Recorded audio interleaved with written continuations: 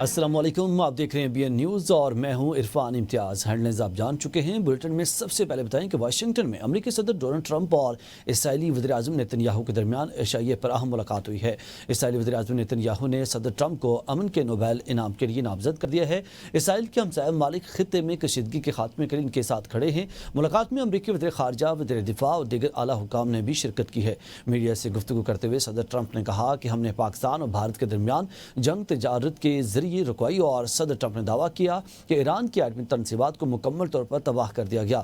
دنیا نے آج تک وہ ہتھیار نہیں دیکھے جو ایران پر بمباری کے دوران استعمال کیے گئے۔ ایران اب مذاکرات کے لیے تیار ہے۔ مزید کہا کہ دنیا بھر میں جنگیں رکوانے کی مسلسل کوشش کر رہے ہیں۔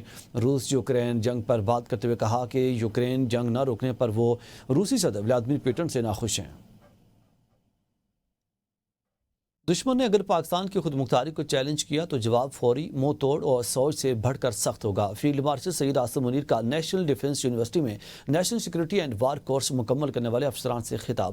کہا جنگیں میڈیا، بیانات یا ہتھیاروں سے نہیں، قومی حوصلے اور صلاحیت سے جیتی جاتی ہیں۔ مزید تفصیل اس رپورٹ میں۔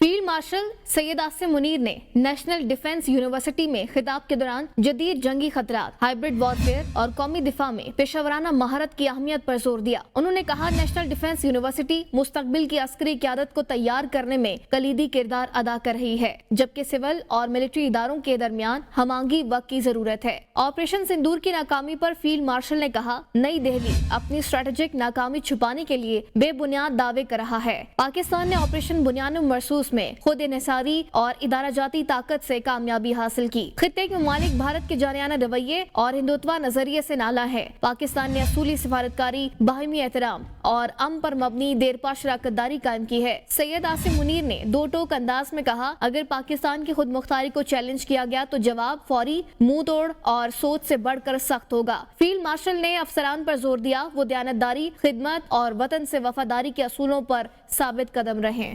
پاکستان اور افغانستان کے درمیان اسلام آباد میں ایڈیشنل سیکرٹری سطح کے مذاکرات کا پہلا دور۔ یہ مذاکرات پاکستان کے وزیر خارجہ کے حالیہ دورہ کابل کے تناظر میں کیا گئے۔ مذاکرات میں تجارت، ٹرانزٹ تعاون، سیکورٹی اور علاقائی روابط سمیت باہمی دلچسپی کے مختلف امور پر تفصیلی تبادلہ خیال کیا گیا۔ پاکستانی وفد کی قیادت ایڈیشنل سیکرٹری سید علی اسد گیلانی نے کی، جبکہ افغان وفد کی سربراہی مفتی نور احمد نور نے کی۔ دونوں ممالک نے دہشت گردی کو علاقائی امن کے لیے سنگین خطرہ قرار دیتے ہوئے اس کے تدارک کے لیے مؤثر اقدامات کی ضرورت پر زور دیا۔ اجلاس میں Afghan transit trade, Uzbekistan, Afghanistan, Pakistan railway منصوبہ اور افغان شہریوں کی واپسی جیسے اہم موضوعات بھی زیر غور آئے۔ فریقین نے قانونی نقل و حرکت، پائیدار ترقی اور دو طرفہ تعاون کو مزید فروغ دینے پر اتفاق کیا اور مذاکرات کے اگلے دور کے جلد انعقاد پر بھی آمادگی ظاہر کی ہے۔ آگے بڑھیں اور آپ کو بتائیں کہ وزیر دفاع خواجہ آصف نے کہا ہے کہ نواز شریف بانی پی ٹی آئی سے ملاقات کے لیے اڈیالہ جیل نہیں جائیں گے۔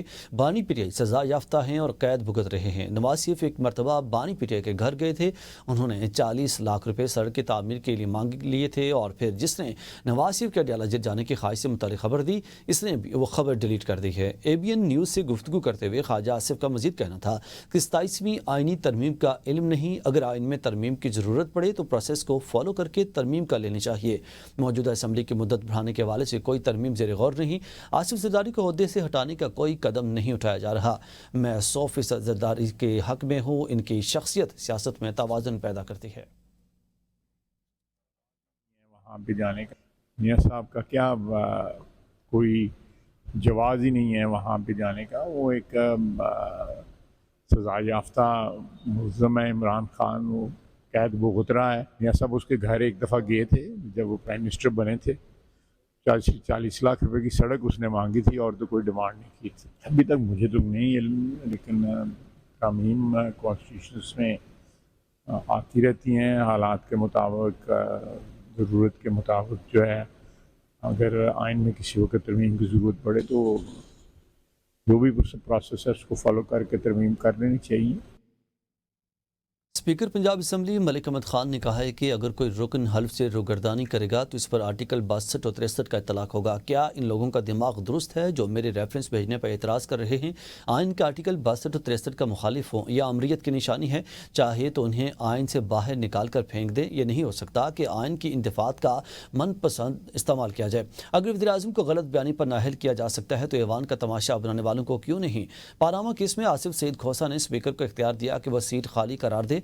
मैंने अपोजिशन के कुछ अरकान को मुअत्तल किया, कुछ को नोटिस भिजवाए। अभी तो नाअहली की ही नहीं कि आपकी चीखें सातवें आसमान तक पहुंच गई। असम्बली एहतजाज गाह नहीं, ऐवान में गालिम गलौच, नाजिबा और फुहश इशारों की इजाज़त हरगिज़ नहीं दूंगा। एक खातून रुकन ने हरासमेंट पर कार्रवाई की और दरख्वास्त की है।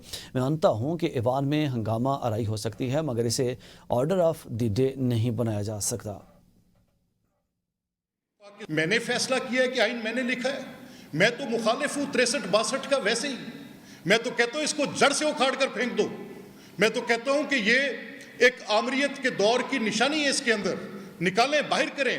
Why the members sitting in the houses do not show that spine? क्या 184(3) में 184(3) के अंदर वज़ीर आज़म को घर भेजा जा सकता था? क्या मियां नवाज शरीफ साहब के खिलाफ जो केस था या यूसुफ रजा गिलानी साहब के खिलाफ जो केस था, तो तब कोर्ट ऑफ कॉम्पिटेंट ज्यूरिसडिक्शन वाली वो शिकें, वो आईनी तकाजे, वो सब के सब पीछे रख के फेंक दें? और जब अपने खुद सूट करता हो कि किसी को इनकम्बेंट को निकालना है, तो बेशक 184(3) में आप इनकी गवर्नमेंट्स को निकालने के फैसले करते चले जाएं और तशरीहात कैसी दें।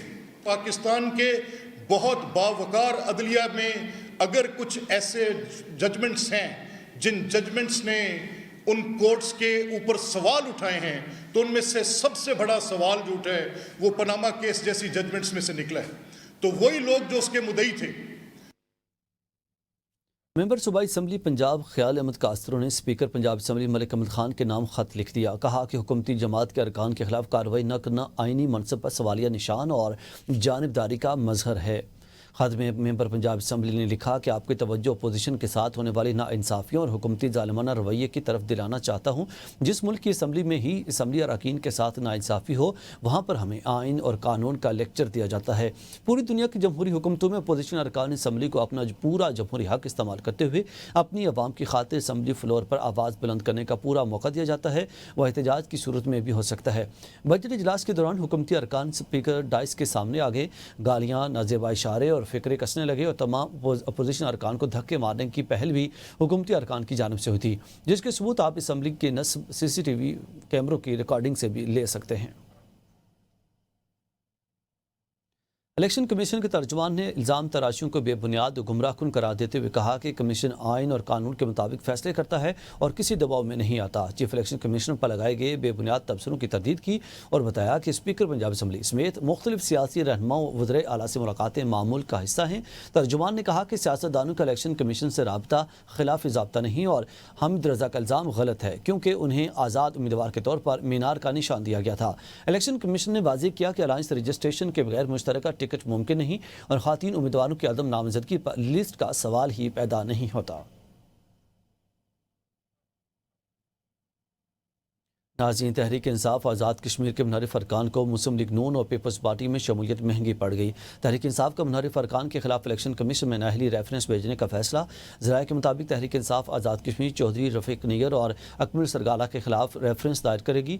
जावेद भट्ट और अली शान सोनी के खिलाफ भी नाअहली का रेफरेंस दायर करने का फैसला किया गया है। इलेक्शन एक्ट 2020 के तहत किसी भी रुकन असम्बली को पार्टी छोड़ने पर मुस्तफ़ी होना लाजिम। सीट छोड़े बगैर जमात तब्दील करने पर नाअहली की कार्रवाई हो सकती है। पार्टी पॉलिसी से इनहराफ पर नाअहली की तलवार लटकने लगी। तहरीक इंसाफ का कहना है कि सियासी वफादारियां बदलने वालों को कानून का सामना करना होगा।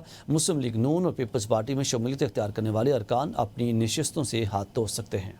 SBCA अफसरान DG SBCA को ले डूबे। DG SBCA इसाक खोड़ों से गलत प्लॉट की रिपोर्ट CM को भिजवा दी। लियारी की गिरने वाली इमारत मखदोश करार नहीं दी गई थी। कराची में मखदोश और गैर कानूनी तामीरात पर DG SBCA इसाक खोड़ों जिम्मेदार करार दे दिए गए। वज़ीर मुराद अली शाह की इसाक खोड़ों को सख्त सरजनिश, कहा कि मैं खुद इंजीनियर हूँ, मुझे मालूम है कि आपने किस इलाके का क्या हशर किया है। क्या सिर्फ नोटिस देना ही आपका काम है? लियारी में इतनी अमवात हुई और आप फिर भी इजलास में ढिठाई से बैठे हुए हैं। वज़ीर ने SBCA के अफसरान से کہا کہ مجھے کاغذات کی رپورٹ نہیں، کام چاہیے، کسی بھی غیر قانونی تعمیرات کو برداشت نہیں کیا جائے گا۔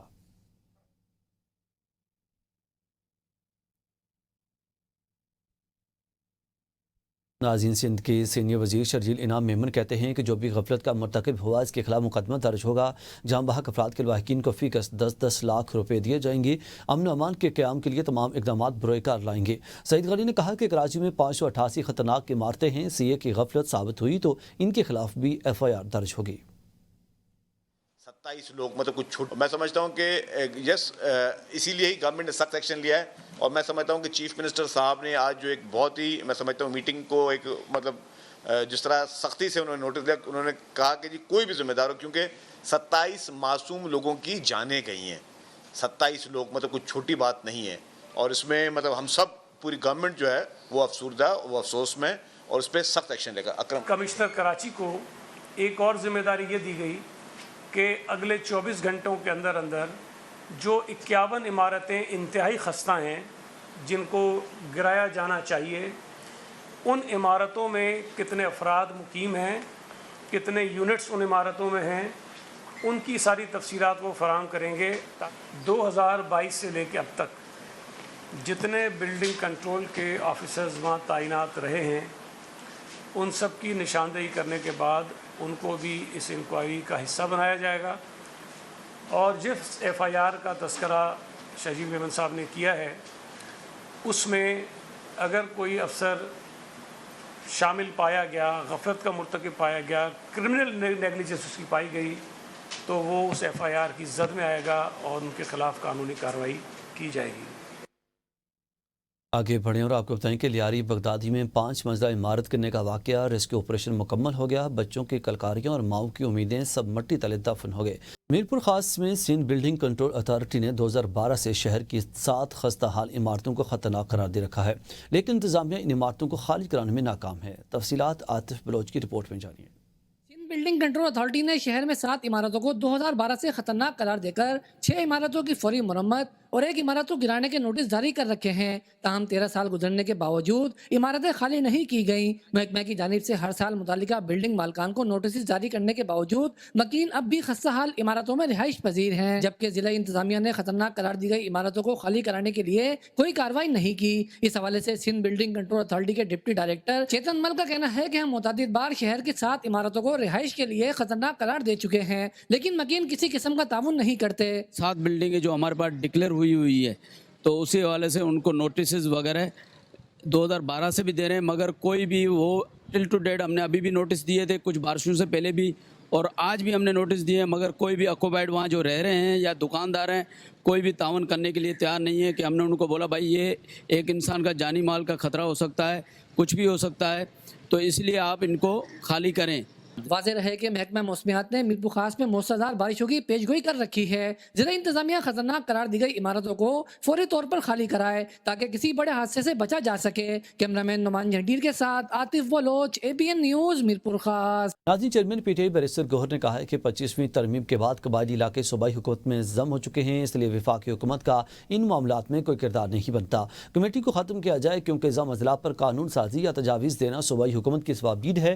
ہم نے کمیٹی میں شرکت نہیں کی اور نہ آئندہ کریں گے، کیونکہ وفاقی حکومت کا کوئی اختیار نہیں کہ ضم اضلاع پر کوئی کمیٹی بنائے۔ بیرسٹر کا کہنا تھا کہ وفاقی حکومت کی ضم اضلاع کے حوالے سے کمیٹی کو ختم کیا جائے۔ قبائلی اضلاع میں 7 منتخب MNAs میں سے 5 کا تعلق PTI سے ہے، اس لیے پارٹی کو مکمل سیاسی اور آئینی موقف رکھنے کا حق حاصل ہے۔ آئندہ بھی نہیں کریں گے۔ قبائلی علاقوں سے 7 MNAs منتخب ہوتے ہیں، ان 7 MNAs میں سے 5 پاکستان تحریک انصاف کے ہیں۔ 25ویں ترمیم کے بعد جب قبائلی علاقے صوبے میں ضم ہو چکے ہیں، اس کے بعد وفاقی حکومت کا کوئی اختیار نہیں کہ اس کے لیے کمیٹی بنائے، اس کے لیے لیجسلیشن کرے، کوئی قانون سازی کرنا، کوئی موضوع زیر بحث لانا، اس کے لیے کوئی تجاویز درنا، یہ صرف اور صرف صوبائی حکومت اور صوبائی اسمبلی کی ثوابدید ہے۔ اس لیے آج ہم نے اس کی شرکت نہیں کی، آئندہ بھی نہیں کریں گے۔ ہم حکومت سے پرزور مطالبہ کرتے ہیں کہ اس کمیٹی کو ڈسبینڈ کرے۔ वज़ीर-ए-आज़म के मुशीर इंजीनियर अमीर मकाम ने कहा है कि ज़मशुदा अज़ला में अवाम की हालत बेहतर बनाने के लिए फाटा और जिरगा सिस्टम से मुतालिक एक आला इख्तियाराती कमेटी कायम की गई है। कमेटी में गवर्नर खैबर पख्तूनख्वा, वज़ीर आला और तमाम मुतल्लिका फ़रीक शामिल हैं ताकि पॉलिसी साजी में हर सतह पर मुशावरत को यकीनी बनाया जा सके। अफसोस है कि अपोजिशन ने कमेटी के बाइकाट का फैसला किया है। अमीर मकाम ने कहा कि वज़ीर-ए-आज़म के दौरा पेशावर पर ज़म अज़ला का जिरगा हुआ था।